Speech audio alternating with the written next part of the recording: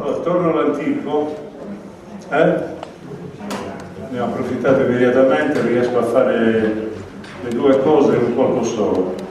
Allora, intanto benvenuti, Italia-Argentina, o meglio Sardegna-Argentina, contatti che ci sono sempre stati, prima come forza lavoro, adesso e particolarmente negli anni passati con due persone che sono scomparse, che conoscevo personalmente, che per anni hanno investito soprattutto in attività terriere e dell'allevamento del bestiame, proprio in Argentina.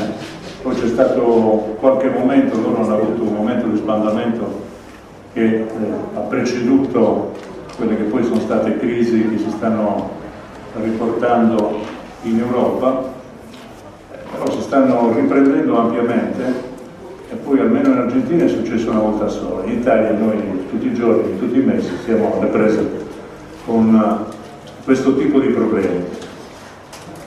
Questa è la parte di presentazione.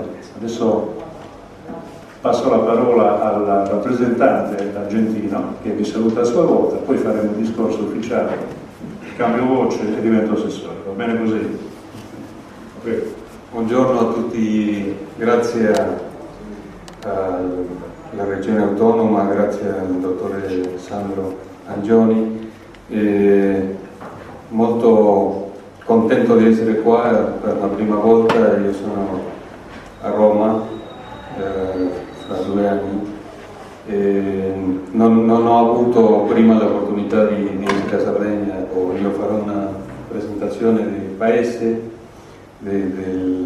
come sta l'Argentina oggi, e credo che questo evento è buono per me per un primo incontro e dopo sviluppare c'è la possibilità di un programma di lavoro esaustivo, più programmato.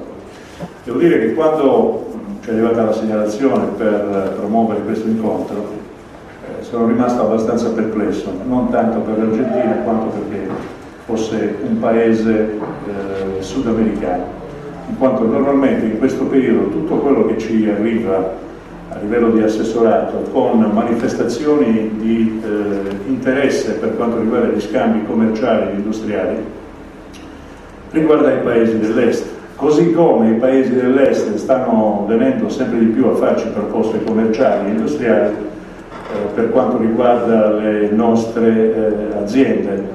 E la cosa curiosa è che ci sono delle attività che possono essere svolte direttamente non tanto tra la Sardegna ma tra l'Italia e queste nazioni che stavano di là della cortina di ferro.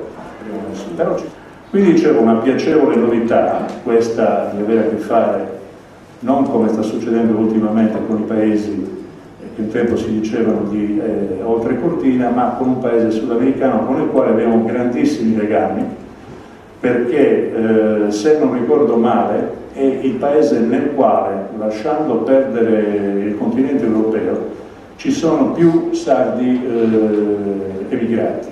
Un'emigrazione che dura per resumo dai primi del Novecento e che abbiamo scoperto nei suoi numeri quando alcuni nostri avvocati, uno in particolare anche rappresentante del Consiglio regionale, più volte si recò in Argentina per difendere la memoria di alcuni nostri conterranei, quasi, non so se fossero nati qui o fossero i sardi di seconda generazione, che erano rimasti vittime di repressione di polizia.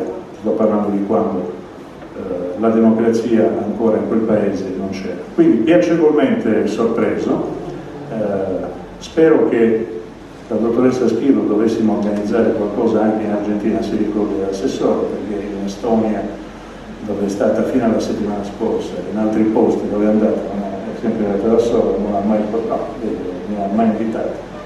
Quindi devo farmi amico lui per trovare la possibilità di fare il viaggio. Bene, direi che al momento va bene così, adesso vediamoci questa sorta di scheda illustrativa. Prego. Grazie. Questa è una presentazione generale, dopo possiamo parlare di quello che vuoi, di politica, di economia. L'Argentina è un paese grande, ha un'area continentale di quasi 3 milioni di chilometri quadri, abbiamo una parte di Antartide di 1 milione di chilometri quadri e una popolazione di 40 milioni. In quanto a grandezza, abbondanza, varietà, siamo il secondo paese più grande di tutta l'America Latina e la vendita del mio paese, no? Per quello, dopo quelle cose che sono un po' bugie la dirò anche. Nono paese al mondo per estensione agricole, abbiamo 177.000 milioni di ettari di terre coltivabili, 32 milioni di ettari di boschi, giacimenti mineri lungo tutti i 4.500 km della dorsale andina, dove è Cile, molta acqua, e il terzo paese di acqua dolce del mondo. In quanto a infrastruttura è moderna e in espansione, 31.900 km di linee ferroviarie, siamo il nono paese al mondo. Questa è l'eredità di quando eravamo soci principali di Gran Bretagna, no? Tutta l'Argentina è collegata col treno negli anni 90. Politica del Stato era smantellare tutti i treni e siamo in un processo di ricostruzione, ma i treni non sono troppo affidabili. La connettività di alta qualità, questo sì è vero, Argentina ha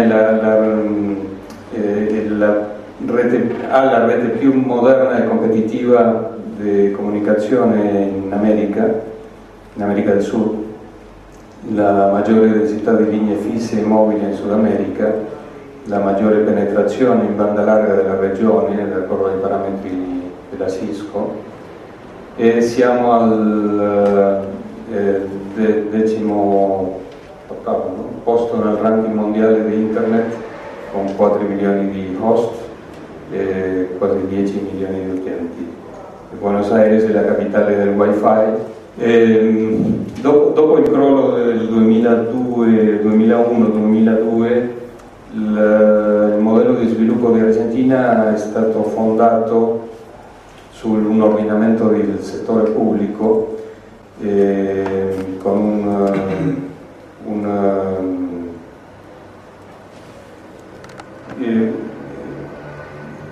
il superavit gemelli, no? Questo qua che è fiscale esterno, un superavit che ha permesso di poter sviluppare l'investimento senza una dipendenza dall'estero, perché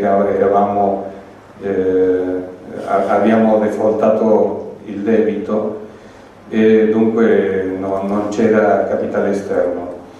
C'è stata una crescita dell'export molto importante, con una bilancia commerciale positiva di quasi il 30% del totale dell'export, una politica monetaria stretta, il tasso di cambio si è mantenuto competitivo e stabile,